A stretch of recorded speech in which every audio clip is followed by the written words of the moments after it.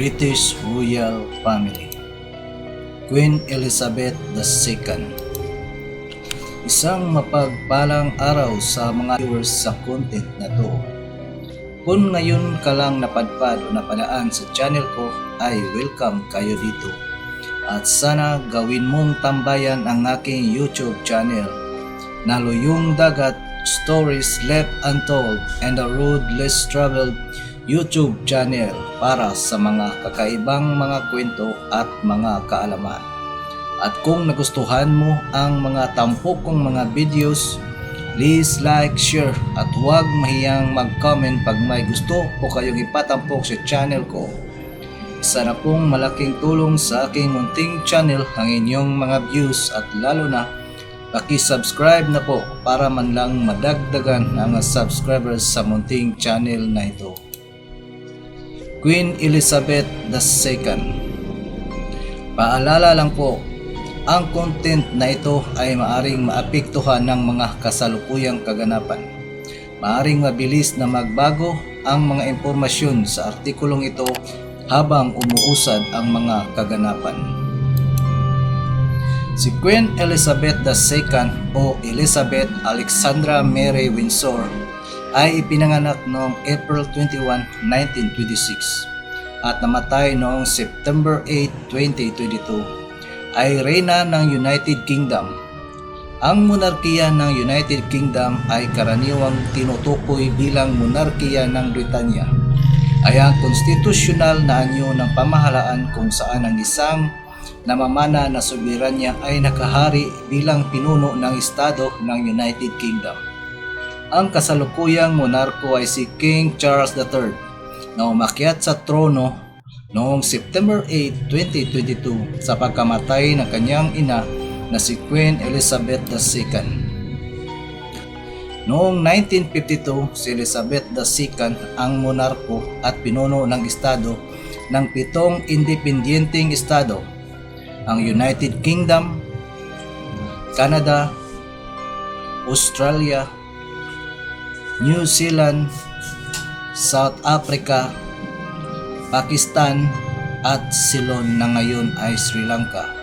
Simula noon, ang mga bagong kaharian ay nilikha sa pamagitan ng pagsasarili ng mga dating kolonya at mga dependency. Ang ilang mga kaharian ay naging mga republika. Ang Barbados ay ang pinakahuling kaharian na naging isang republika.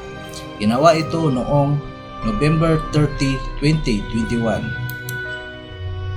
Mayroong 15 Commonwealth realms: Antigua and Barbuda, Australia, the Bahamas, Belize, Canada, Grenada, Jamaica, New Zealand, Papua New Guinea, Saint Kitts and Nevis, Saint Lucia, Saint Vincent and the Grenadines, Solomon Islands, Tuvalu, at ang United Kingdom.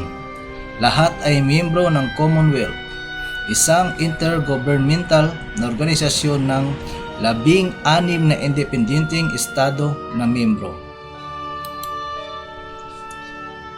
52 sa mga ito ay dating mga teritoryo na hawak bilang bahagi ng British Empire.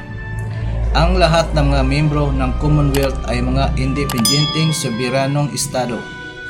Maging sila ay Commonwealth realms o hindi. Noong September 8, 2022, si Haring Charles III ay nagsilbing pinuno ng Commonwealth, isang tanggapan na kinikilala ng mga miyembrong estado ng Commonwealth. Si Queen Elizabeth ay reyna ng 32 soberanong estado sa panahon ng kanyang buhay at nagsilbi bilang monarko ng 15 sa kanila.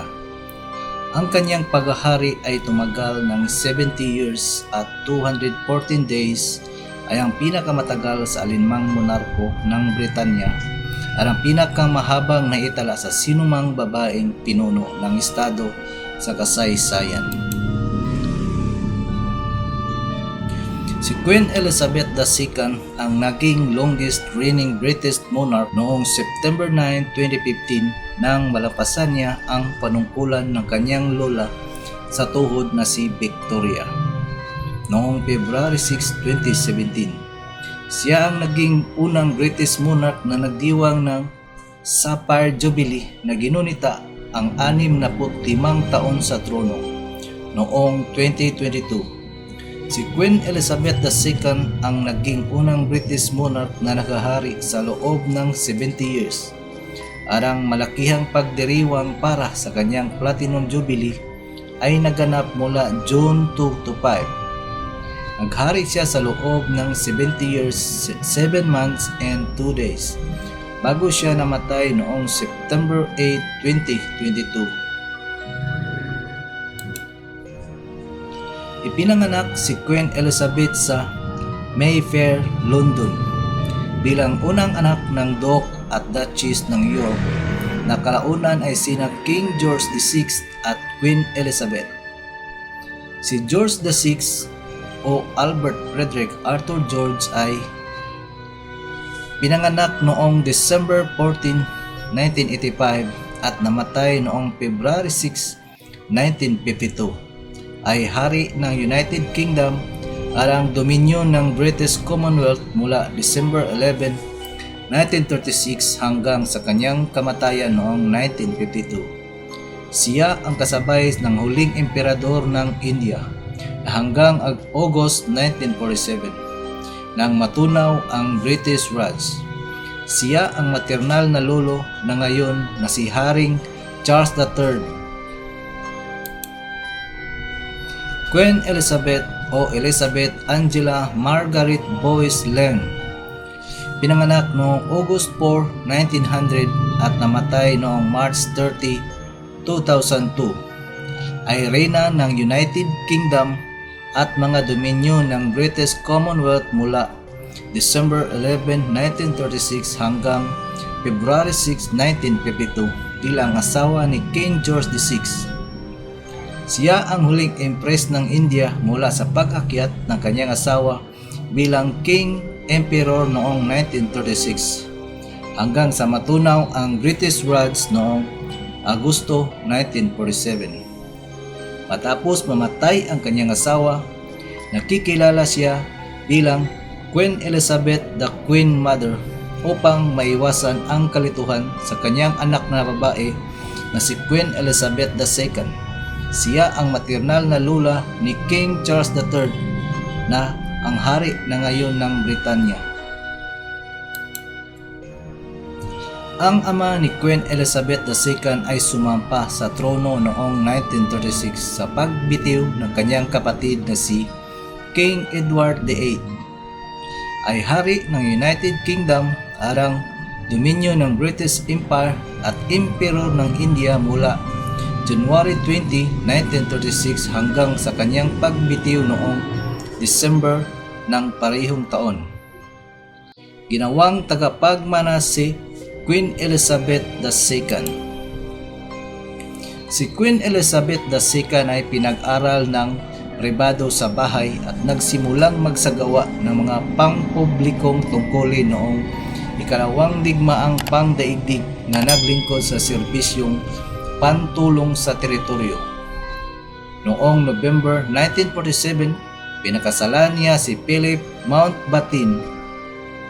Si Prince Philip ay Duke ng Edinburgh at ipinanganak na prinsipe ng Greece at Denmark. Philip Mountbatten, pinanganak noong June 10, 1921 at namatay noong April 9, 2021.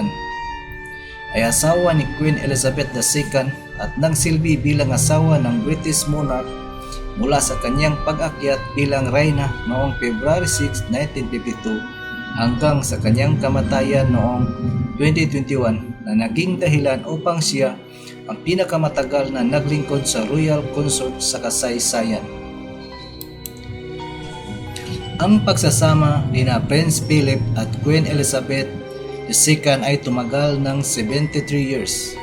Nagkaroon sila ng 4 na anak: King Charles III, Anne o Princess Royal, Prince Andrew, Duke of York at Prince Edward, Earl ng Wessex. Si Charles III o Charles Philip Arthur George isinilang noong November 14, 1948 ay hari ng United Kingdom at umakyat siya sa trono noong September 8, 2022 nang namatay ang kanyang ina na si Queen Elizabeth II bilang Duke ng Cornwall at Duke ng Rothesay mula 1952 hanggang sa kanyang pagakyat.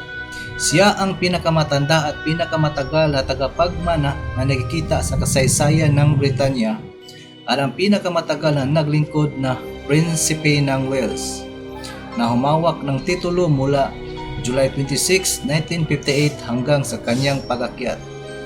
Sa edad na 73 years old, si Charles din ang pinakamatandang tao na umako sa trono ng Britanya. Isang record na dating hawak ni William IV sa edad na 64. Anne, Princess Royal, Anne Elizabeth Alice Louis, pinanganak noong August 15, 1950, ay ang pangalawang anak at nag-iisang anak na babae ni na Queen Elizabeth II at Prince Philip, Duke ng Edinburgh. Siya ang nag-iisang kapatid na babae ni King Charles III. Si Anne ay ika-16 sa linya ng paghahalili sa trono ng Britanya at naging Prince Royal mula noong 1987. Prince Andrew, Duke of York, Andrew Albert Christian Edward, pinanganak noong February 19, 1960, ay isang miyembro ng maharlikang pamilya ng Britanya. Ang ikatlong anak at pangalawang anak na lalaki ni na Reyna Elizabeth II at Prinsipe Philip, Duke ng Edinburgh. Siya ay ikawalo sa linya ng paghahalili sa trono ng Britanya at ang unang tao sa linya na hindi inapo ng kanyang kapatid na si King Charles III. Prince Edward o Earl ng Wessex. Si Prince Edward, Earl ng Wessex o Edward Anthony Richard Louis, ipinanganak noong March 10, 1964, ay ang bunsong anak ni na Queen Elizabeth II at Prince Philip, Duke ng Edinburgh. Si Edward ay ika-13 sa linya ng paghahalili sa trono ng Britanya at ang bunsong kapatid ni Haring Charles III nang mamatay ang ama ni Queen Elizabeth II noong February 1952. Si Elizabeth ay 15 taong gulang noon ay naging reyna ng 7 independenteng bansa ng Commonwealth, ang United Kingdom, Canada, Australia, New Zealand, South Africa, Pakistan, at Ceylon, kilala ngayon bilang Sri Lanka, pati na rin bilang pinuno ng Commonwealth.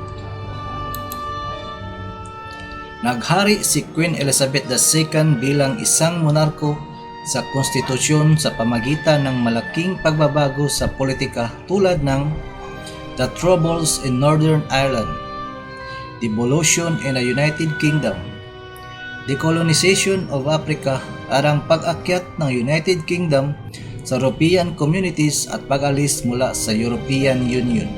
Ang koronasyon ni Queen Elizabeth II ay naganap noong June 2, 1953 sa Westminster Abbey sa London. Umakyat si Queen Elizabeth II sa trono sa edad na 25 taon noong February 6, 1952, proklama bilang reyna ng kanyang Privy at Executive Council. Ang koronasyon ay ginanap pagkaraan ng mahigit 1 taon dahil sa tradisyon na nagpapahintulot sa isang angkop na haba ng panahon na lumipas sa pagkatapos mamatay ang isang monarko bago magdaos ng mga naturang pagdiriwang. Binigyan din nito ang mga komite sa pagpaplano sa sapat na panahon para maghanda para sa seremonya. Sa panahon ng serbisyo, si Queen Elizabeth ay nanumpa at pinahira ng banal na langis, namumuhunan ng mga damit at regalya at kinoronahan reyna ng United Kingdom, Canada, Australia, New Zealand, South Africa, Pakistan at Sri Lanka. Si Queen Elizabeth II ang pinakamatagal na nabubuhay na monarko ng Britanya at ang pangalawang pinakamatagal na nakahari sa kasaysayan ng mundo sa likod lamang ni Louis XIV ng France. Napaharap siya sa paminsan-minsang damdamin ng Republika at pagpuna ng media sa kanyang pamilya, lalo na pagkatapos ng pagkasira-sira ng mga kasal ng kanyang mga anak. Ang kanyang annus horribilis noong 1992 at ang pagkamatay ng kanyang dating manugang na si Diana na Prince of Wales noong 1997. Gayunpaman, ang monarkiya sa United Kingdom ay nananatiling mataas. Gayon din ang kanyang personal na kasikatan. Namatay si Elizabeth II sa edad na 96 years old sa Balmoral Castle, Aberdeenshire at pinalitan ng kanyang panganay na anak na si Charles III na minsan rin ay naiugnay sa kamatayan ng kanyang asawa na si Diana ng Prince of Wales. Hanggang dito muna tayo mga ka-viewers at sana may mga kaalaman kang nakuha sa tampok nating kwento ngayon. Duyong Dagat Stories Left Untold on the Road Less Traveled YouTube channel para sa mga kakaibang mga kwento at kaalaman. And most of all, paki-subscribe na sa mga munting channel ko para sa mga kakaibang mga kwento at mga kaalaman. Rest in Paradise, Queen Elizabeth II, at ibulong mo sa Panginoon ang aking mga panalangin. Paalala lang po, ang content na ito ay maaring maapektuhan ng isang kasalukuyang kaganapan. Maaring mabilis na magbabago ang impormasyon sa artikulong ito habang umuusad ang mga kaganapan. Maraming salamat po. Ito ay ang